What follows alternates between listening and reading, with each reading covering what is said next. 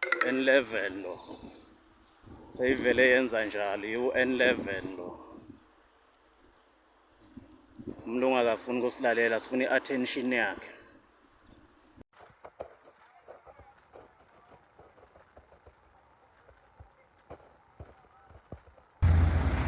Yebo, nayo itraki yaseLegend zoyishiya khona lana ngoba akenzi ukulungisa, akazenzi into efana azenzele zona ezili-right. Into ayenzayo iyasiphoqa kuyo yonke into esiyenzayo, iyasinyanzelisa into yoba masenze loo nto leyo. So ndizawuvala ngayo indlela apha ndiyishiye, ndizawuhamba ngento yaqha ndibaleka uvala ndingekazi ividiyo seKendal ebrijini lapha. Ndizawuvala ngayo ndiyishiye, nantsi itraki endizawuvala ngayo, ndizawuvala ngayo apha eKendal ndiyishiye.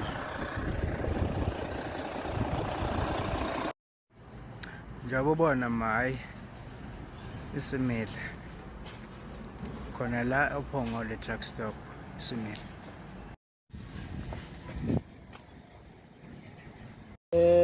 Sibingelele bafowethu, silapha eBloemhof njengamanje. Yini i-108 53 i-49 uGotso, uMsane, uMagasela.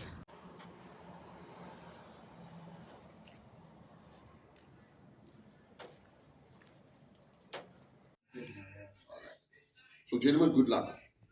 I believe you will come right.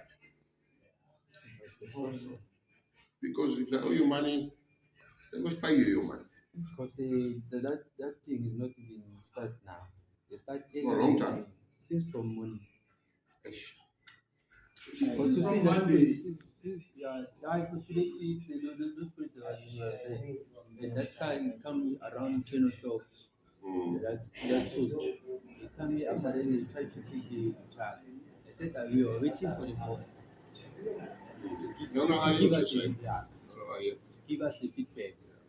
No, I hear what you're saying. After then they go, after then they come back, they know that no, it's gonna change the chief. Those people that were doing that thing, they are poor. They know that they are poor. That is why it's coming.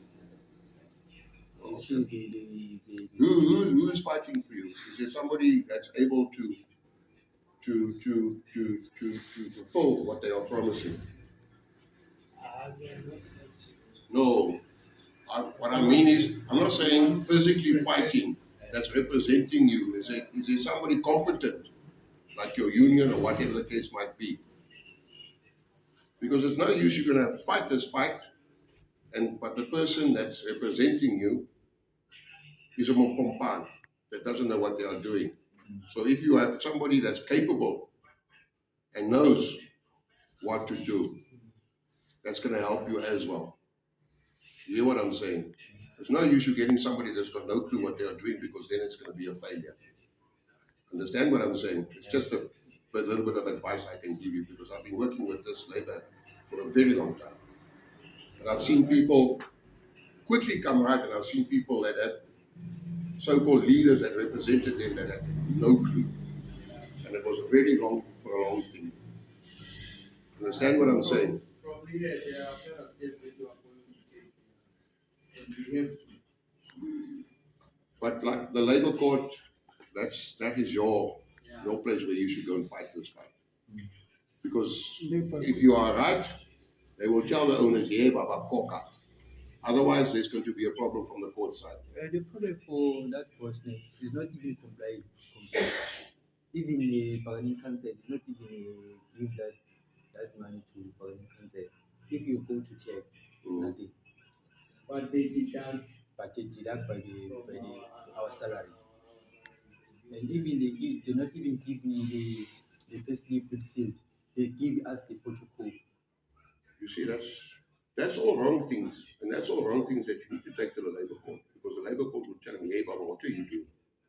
And the problem what you are doing is wrong. This and this and this and this and this is what you're supposed to be doing. Sorry, sir. The problem with the labor court, that guy is biased in the labor court because the owner is going to pay that guy. It's not fair, the labor court. It's the same. The problem, you see, if I report, if the, maybe the surgeon is reporting that car is not good for the tire, you see, I see the wire. He said, I go. You will see by the road. When you get pass by the phone, you pass. After then, you must pay that tire. You damage that tire. I have a proof. Every time I've been driving my car for 4 weeks without a piece. 4 weeks, the full month without a piece. You see, this is all stuff that you But must today it's easy to pay the security to come to us here. Jacking the police all over. I've got 3 tickets now. And they are going to pay for this. I have to pay myself. No, this is like I said. That's why I'm saying you must get a person that's competent, Yeah. that knows the Labour Act, that knows how to engage. Understand? It's no use you get a person that has got no clue, that's making you plenty promises. Because the Labour Act is not something that you can take lightly. If you don't know that thing and you go to court, they will take you apart like a bunch of Rottweilers. You've got to have somebody that can stand up there and say, hey, it's not that way, it's this way, because the Labour Act says this, and this. If you're gonna come by the You yard, need experience. if you come by the yard, you can't sleep by that. You don't even have a shower. Don't even have a shower, a parking or a sleeping place for the driver. Toilet. Even the toilet. Even that place. We are loading. Our charges are loading 85 times, but we have to pay epic if it's fasting. How can I pay epic if it's fasting because of the load that I'm bearing? That's why I'm saying you need somebody that's going to represent you, that has got experience. Because all this stuff needs to be put down in the affidavit and produced. We can talk about this issue the whole day. I don't know what to tell you. All I can say is good luck. All right. Around 15 minutes that bike's gonna come. Around 15 minutes. Now they said 10-15 minutes. Have you been pepper sprayed before? Oh, that's why you said I'm coming out. And I gave you okay. No, that was good. You know what? We are coming from many different companies. We know this issue. It's not our first time. We've been fighting everywhere. And even next year, I will be fighting somewhere. No. Next year you can fight all you want to. I'm finished end of March. I'm done. I'm retiring. Then you can come back and do what you want to. Don't phone me. I am not in the police thing. I'm out. No. I'm finishing end of March. Then I'm done. All right, boys. Thank you. Okay. No, if that guy is not even come around, maybe is not even by the. That guy is not even come by only 5 days now. You're gonna say you're gonna cut his salad because we don't even have a what to call like that. Ngaphandle kwesignal nangabakazange into leyana nginyanga lokho sezingathi akatholi umpolo wakhe ngiya ukuthi i-basic salary yakho. The basic salary. No, you got good guys to go and fight. That's all I can tell you. Okay. Thank Rama, you. cheers. Thank you. Delta 70 signing out. Share the pause. I'll leave them up to you. They'll keep you company until the transport comes to pick them up. All right. Say again? I'm not sure where they're going. I don't know. The opening town. So I can't answer that question. Okay? But the next half an hour, if they don't come out, I'll call you. Don't call me. You got the number there. You phone. Then 012. They can say what the liquor store there. I'll give you the number there.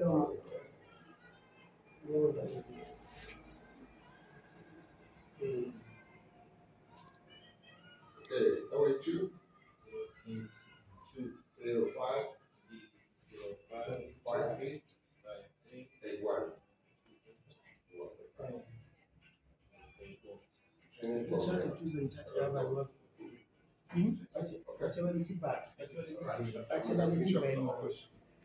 Sorry. All right. Cheers, everybody.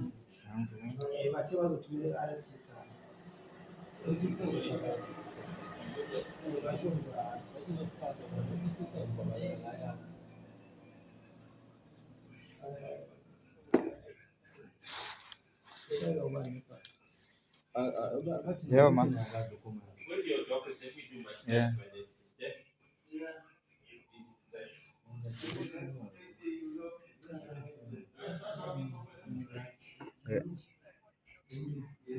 Yeah. Yeah. Yeah.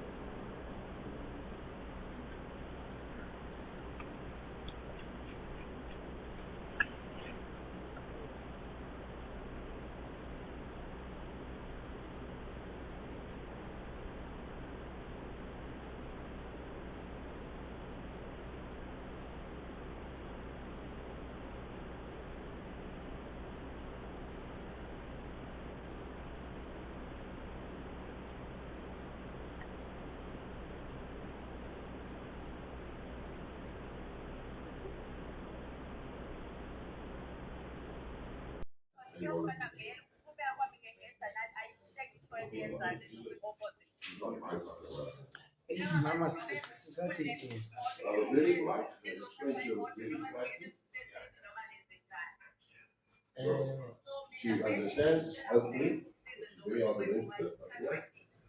Anything what done very nicely. The transport is going to come up, pick them up within the next 10 or 15 minutes. Okay. All right.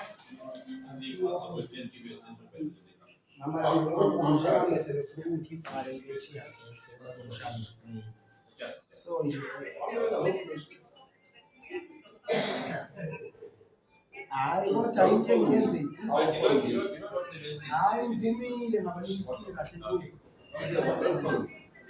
You're gonna wake up the goodness. Like with you. Hayi All right.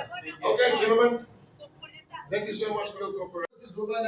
ukuthi basabi ba-organize nato the bakhipha was not there. Mina I'm just a kid eventually transport.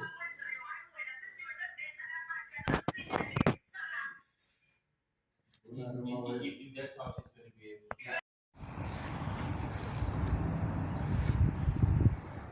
And like Potchefstroom.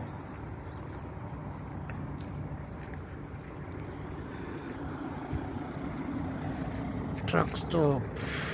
Potchefstroom truck stop.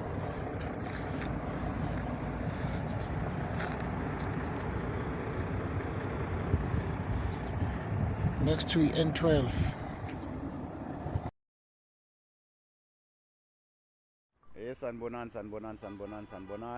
sanibonani ma comrade. Hayi nazi inkabi zaka Red Money zisaphumlile la, zisaphumlile na njengesithembiso sika mama wethu, iprincess yethu, umeli wethu, ithemba lethu. Sisalinde nathi izidingo zethu la, sisamile inkabi la. Sisepotchefstroom eMabheka. Sisalela inkabi. Siyabonga.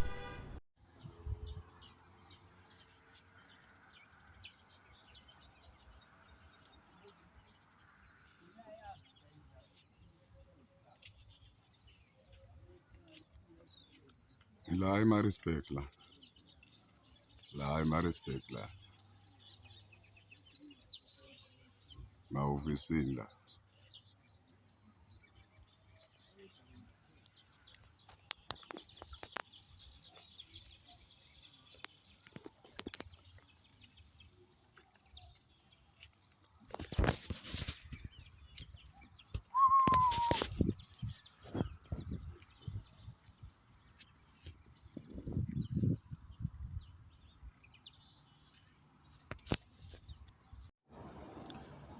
Ya sanibona egroupini niyaphila. Sisayibambile thina ke lana eMidway, kodwa ke kwamanje sisekabili nje ngapha eMidway. Ya izoza ka McDonald lezi ngokhuluma uDavid lana ngimene uGadebe. Masibona.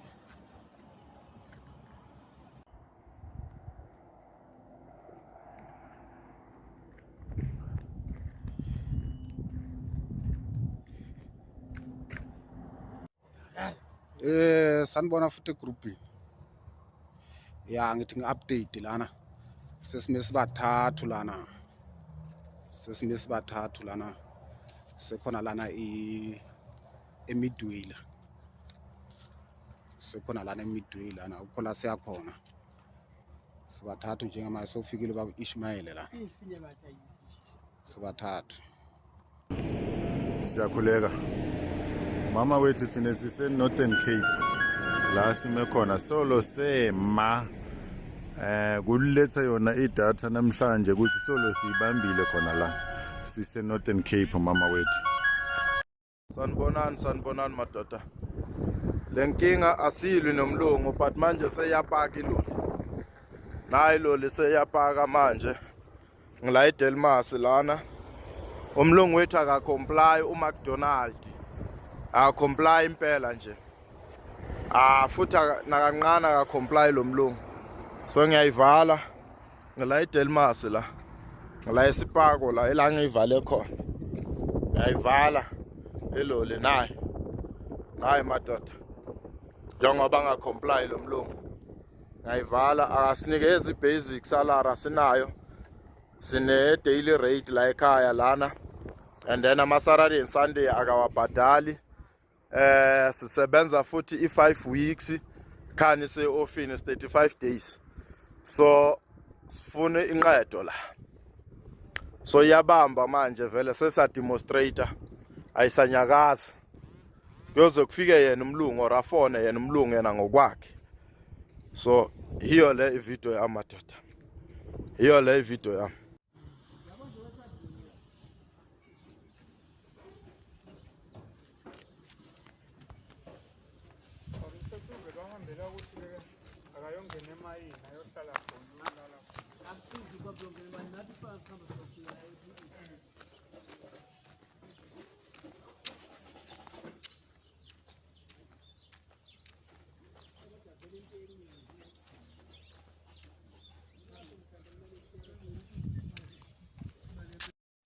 La ku McDonald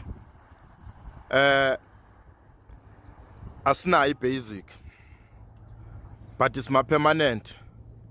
So rate nge daily rate. Salikhulumisa leli daba kumlungu nge3 zaka March and then athi uzosiphendula sabuya futhi nge26 zaka August. Wasitshela straight ngo athi hayi lento lengake miyibone yokuthi nina mbe ne basic ngeke miyibone nina muku daily rate. Sambuza ukuthi kuza kanjani i-management yonke yine basic, abo mechanic abane basic nama security ane basic, ne ops na yine basic. Thina abo driver kuyithi esiyenza ukuthi iMcDonald ifunction. Ngeke iMcDonald ifunction without us as drivers. So nayi ke ngibambile mina ukhoza la. Ngiyibambile nayi. So ngifuna ukuthi a comply because imthetho obekiwe bargaining council. Ukhona umthetho bargaining council, ukhona umthetho elabor, ukhona umthetho nase CCMA, but umlungu decide ukuthi yena angawufollow lo mthetho. ngingazi ukuthi inkinga isuka ibe kuphi nase bargaining council nakhona sise May nase Labour. So ngiyayivala mina la eDelmas la ngiyayivala ngise Delmas madoda naye la eShella ela ngikhona ngiyibambile mina. So kunjalo nje sicela ukuthi umlungu acomply nje asilwi nayo. You are not fighting with the management. We're just asking them the simple question. We're just asking them the simple thing to comply. A comply ne bargaining council nje. Ayikho le enye into nje. Njengoba nga comply. Yeah, a comply impela nje. Makusho ukuthi nje kungayenzeka mistake itire blaster kumele uchange isitire. Ona into engizusibhlungu kahle kahle la ekhaya kumele usebenze unga-off. Ngokumthetho wabo ukuthi mawuthi ufuna ukube nemali kumele usebenze unga-off. Mawusebenza 28 days yilala kuba ngqonana khona ubana 19,000 makuphela inyanga. Makufika i-15 maybe amakilo yakho maybe ayothi 7,000 or 8,000 kusho ukuthi uyozithela boma 7 point something kusuka kube ngqono lapho. But leyo mali yonke le kumele usebenze 3 months yonke ukuthi uthi usabhalansisa. Ngizubhlungu impela ukuthi yini into kumele ngiyibhalansise nguyi-driver na. I-bargaining council awubekile imithetho athi abo-driver bonke bala eSouth Africa kumele babhadalwe i-basic salary yabo. So thina la kithi i-basic salary ayikho bathi si-rate it's a daily rate. Masimbuza ukuthi eSaturday and Sunday ke athi le mali eSaturday and Sunday yama overtime yenzwa ama-kilometer. Ngimbuza ngithi mina kuwe iSaturday Monday to Friday musu uyayazi ukuthi iviki elisharp lelo lokuthi abantu kumele basebenza but mase kufika i-weekend kumele idouble athi lokho ngeke mukubona. So hayi ngiyayivala ngiyayibeka ke. Ithali ngaphansi nje uyalichange kungenzeka futhi ulibhadale lingablasta uyalibhadala bakusayinisa i-50L ubhadala bo 9,000 then ukuchange itire bo 3,000. Mawungabanjwa futhi eway bridge futhi nakhona inkinga bofuna wena ukuthi lo mthwalo uthulule or mababiza abantu ukuthi bazothulula wena lo mthwalo kumele ubhadale ubanjwa ama-Excel. Ungabanjwanga ukuthi ulayisha overload ubanjwa ama-Excel kule client ulayisha kuyo i-way bridge ayinawo ama-Excel but leyo nkinga seyiphenduka yakho but i-company is going lost wena bekumele ubheke iload yakho mabalayisha and umthetho wasemayeni awuyehle lolini utshela iloda ukuthi iloda njani. Iloda yiyo le yazi ukuthi iloda kanjani. So ngiyayibamba ngiyoba la noma 3 days 4 days ngayihlala la ngiyoba la nje kunjalo nje. Bona inkinga ziningi la ekhaya. Itire leli nje lingabe nenkinga kumele wena ngokwakho ulichange. Kumele uchange itire uphenduke mechanic uyi-driver. Just imagine you drive 600 kilometers a day and then umlungu nayo expecta ukuthi wena njengoba ukhathele kumele uyenze sure ukuthi le tire uyalichange. Kuyenzeka ufika eMasamanko la silayisha khona or sifike hapa la sidiliza khona bo Transnet bo Bulk Connection usebenza ubusuku bonke usukele eRustenburg uya le usuke ngabo 5 uyofika le maybe ngabo 7 mawufika le bathambi yodiliza uyophuma eBulk Connection ngolo ngo3 ekseni konke lokho umlungu akuboni. Sisebenza more than 20 hours thina sabo driver bamaloli mo special sonke thina bama side deep. So hayi ngiyibambile ke. So ngiyibambile impela mina ingane kakhoza mina ukhosi because la sengiyibambile impela nje sekunjalo nje because sesidiniwe kahle try ukukhulumisana naye ngibhalile incwadi 2 times ngimchazela ama grievances wonke ngiwabeka etafuleni akasithathi serious nje. So manje sifuna sibone manje sifuna sithathe serious manje sifuna sithathe seriously manje. So siqalile sa demonstrate lana asilwi naye nje yena sicela yo comply nje bargaining council. So because the system vela se bargaining council is rotten, the system vela se CCMA is rotten, the system as Labor Department is rotten. So sifuna ukuthi lo mlungu wethu lo le company enkulu ayibhadali mawu ofile nje uyohola 13,000 or 11,000 ubuya amakilo maybe na 7,000 le mali mawuyihlanganisa is 20,000.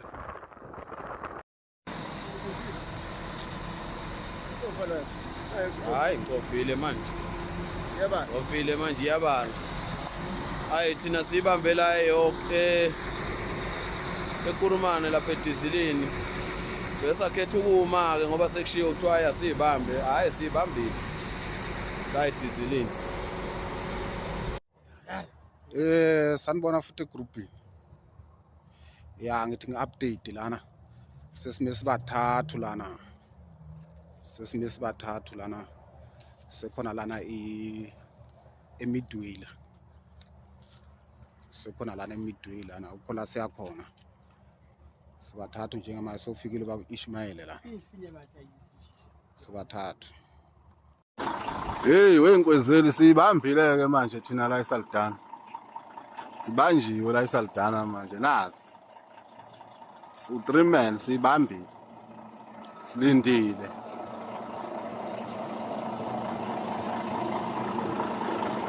Nasi la eSaldanha. Nasi.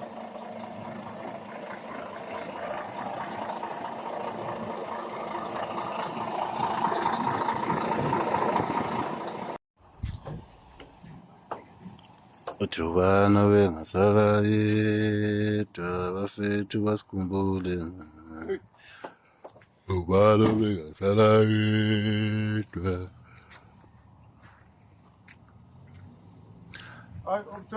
Hayi till further notice bafowethu, till further notice.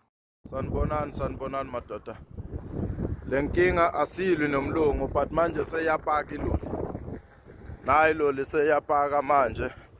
Ngila eDelmas lana umlungu wethu akacomply uMcDonald akacomply impela nje futhi nakanqana akacomply lo mlungu so ngiyayivala ngila eDelmas la ngila esipako la elangivale khona ngiyayivala eloli nayi madoda njengoba ngacomply lo mlungu ngiyayivala akasinikeza ibasic salary sinayo sine daily rate la ekhaya lana and then ama Saturday and Sunday akawabhadali sisebenza futhi i5 weeks khani se office 35 days so sifune inqedo la so yabamba manje vele sesa demonstrator ayisanyakaza yoze kufike yena umlungu orafone yena umlungu yena ngokwakhe so hiyo le video yamadoda hiyo le video yami. Sanibonani sawubona mfowethu imlono mfuka sibeko mfowethu sathatha ikhefu lokuqala sahlangana salendana nangu ulandela umsana laphana ngofuso wakhe umsana ulandela umsana lana uphinde kulandela ugasela la hayi sahlangena mfowethu siyakhona ePlumhof soyibamba khona mfowethu manje saphuziti asikayibambi mfowethu saphuzitiye siyakhona ePlumhof soyibamba khona bafowethu abanye sihlanganeni khona ePlumhof.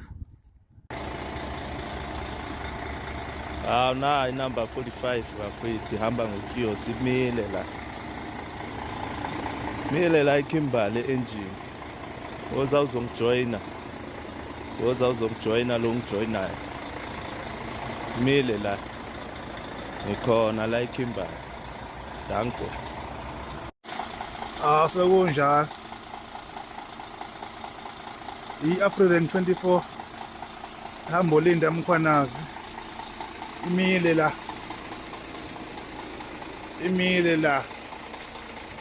engine eKimberley seKimberley lana sikha imbali